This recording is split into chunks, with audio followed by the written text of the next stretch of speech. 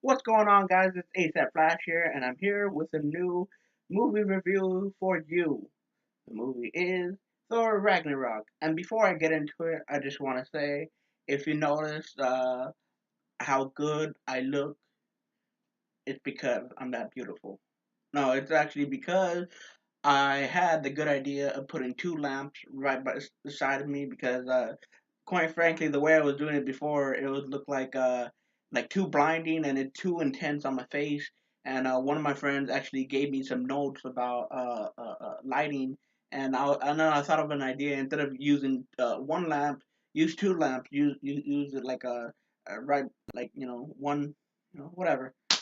And people who direct or shoot videos probably understand what I'm saying. And me, I just barely got it. So lighting definitely looks better. It looks a little bit more professional than the way it was before. Um, so yeah, like it just with progress. And another note that I wanted to add before I get into talking about the movie, there's been a few times this year where I just felt like I wanted to give up on my YouTube channel, my YouTube hobby, or whatever you want to call it. Um, Partly because like it felt like I was running out of ideas, or it wasn't interesting to me, or whatever, or otherwise. But I'm kind of glad. I'm pretty proud of myself that I still kept doing it. Like find ways to improve and kind of do better than I was before. And hopefully, I mean, it's funny though because like I know we're kind of like far away from income tax season or whatever, but I've been either thinking about either getting Nintendo Switch or a better camera. And obviously the answer is obvious: get a better camera so I could for my YouTube channel and shit. But the other part of me is like, I hadn't had a game system in a long time, so it'd be nice, kind of like. But I mean, this laptop does me fine. I mean, sometimes it kind of sucks, but whatever, no complaints. I think that's kind of like it with the intro. I mean, I sidetracked a little bit, but anyway, I just wanted to say a quick thing and shout out to my friend Josh. He watches some of my videos, and yeah, shout out to him for like giving me notes about the lights, which in hindsight seemed kind of like common sense, but whatever. I guess you gotta stumble before you can walk, right? Anyway, so this is the actual review of the movie. Felt like talking about that anyway. Anyway, so the thing I like about this movie, because I was thinking about it before I started watching the movie, like technically, you know, it should happen like in between near the end, or actually for Thor, in Thor's case, it takes place in the middle of Age of Ultron and in between a Civil War.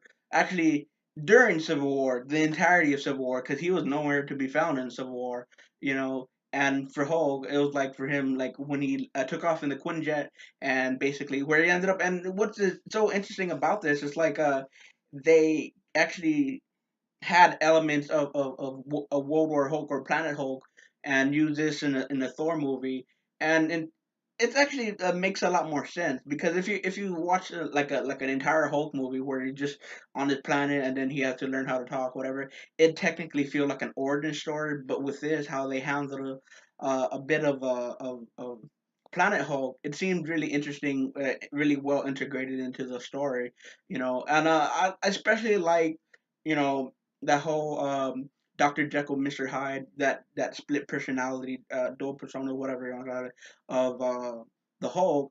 Because it seemed like in the past few movies that featured the Hulk in there, it seemed like he was really wrestling with the idea of whose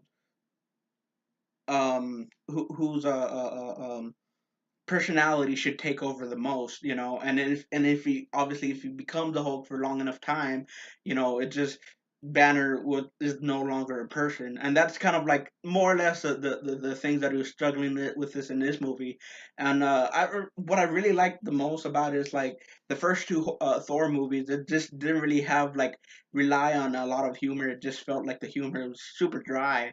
But what I liked about this, it's like it's funny because usually most Marvel films, the humor is kind of like awkwardly put in. It just that has a lot of criticism for it because it just feels so clunky and weirdly kind of delivered. But with Thor, the Thor Ragnarok, it's like the director kind of saw um, a talent from Chris Hemsworth, and he just kind of used that to his advantage. And especially the scene that kind of tripped me out was like at the beginning of the movie was that little play kind of like summarizing what happened in the Dark World is what like it was Matt Damon that was playing Thor in the play in the movie, and I was just kind of like well actually it wasn't Damon, it was he was playing Loki, but the trippy thing about that scene is like I was like, man, is that Matt Damon out of the most random places, like I wouldn't expect Matt Damon to be in the MCU even if he just playing a bit part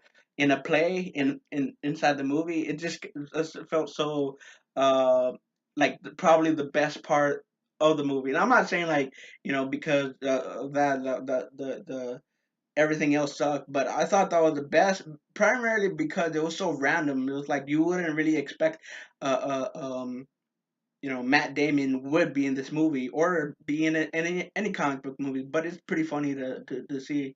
And also that little play was just kind of hilarious because it's like going off of Loki's e- egotist narcissism or egotistical narcissism, where it's kind of like telling the story from his point of view, and of course, like he likes to be the trickster that he is. He's portraying you know Odin at the start of the movie. So at that point into this movie series, you don't really like kind of like second guess that anymore. You just automatically know that this guy is not straight up with Thor or anybody else around him. So of course he's gonna pretend that he's Odin. But I like the way kind of like they kind of um, give kind of a send off to Anthony Hopkins' character. It's not no longer like, oh, he's just there, he's dead, but he's not really dead or whatever. He's actually gone. You see him like in Norway, just his spirit essentially kind of float away into the distance above the water. So it feels kind of like a nice send off. Although he's there kind of like through to motivate Thor to eventually triumph, but it's more like kind of an homage to Odin, just kind of like remembering who he is, I guess.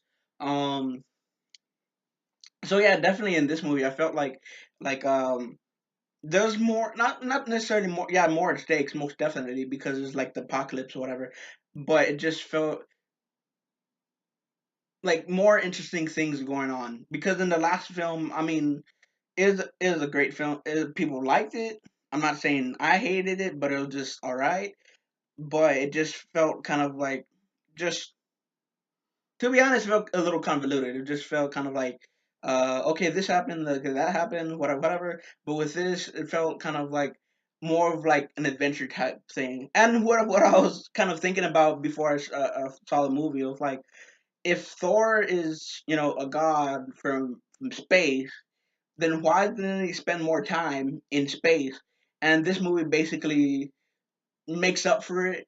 And not only does it make up for it, but it's like kind of the fresh restart of Thor as a character. So I don't know if it's gonna be like a like further tell more stories about Thor or include him in other ways in the future. But I certainly like how the director handled it for this movie. It just seemed less kind of like an arbitrary movie to tell, and more just kind of like an addition to his many adventures. And I'm not gonna really spoil it for anybody that hasn't seen the movie yet. But the second post credit scene, damn, that's all I gotta say about it. It just like I mean I didn't really understand it either. Like but when I read on the IMDb, it just kind of told me more information. I'm not gonna really say anything, but let's just say it definitely leads up to Infinity War.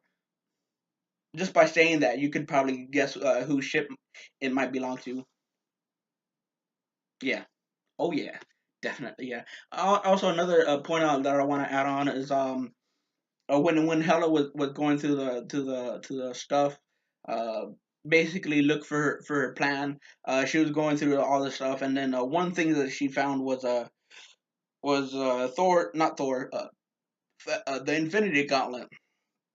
And it's kind of funny because back in the first Thor movie, when that was like quick and you miss it, spotted up in the frame, a lot of people speculated, is that the real thing, or are they both are they both functional? But in fact, that one is just a fake. It's just for display, which is, I think that's the interesting thing is anyway. So yeah, that's more or less my thoughts and feelings about the movie. Most definitely, I thought it was one of the best Thor movies in the Thor series. And like, man, I feel like there's been a lot of good movies, but definitely like it's up there with Doctor Strange. I'm maybe being a little bit biased because it just came out recently, but I just feel like the whole psychedelic uh um elements to it, and the other mysticism to the movie, it feels like it's one of my personal favorites. Definitely, I think rating wise, it'd be Thor, The Dark World, and then Ragnarok would be definitely above Thor. So yeah, that's pretty much it. And anything you want to say, comment down below. And don't forget to comment, like, subscribe, and all that fun shit. And I'm out like the Flash, and see you with another video.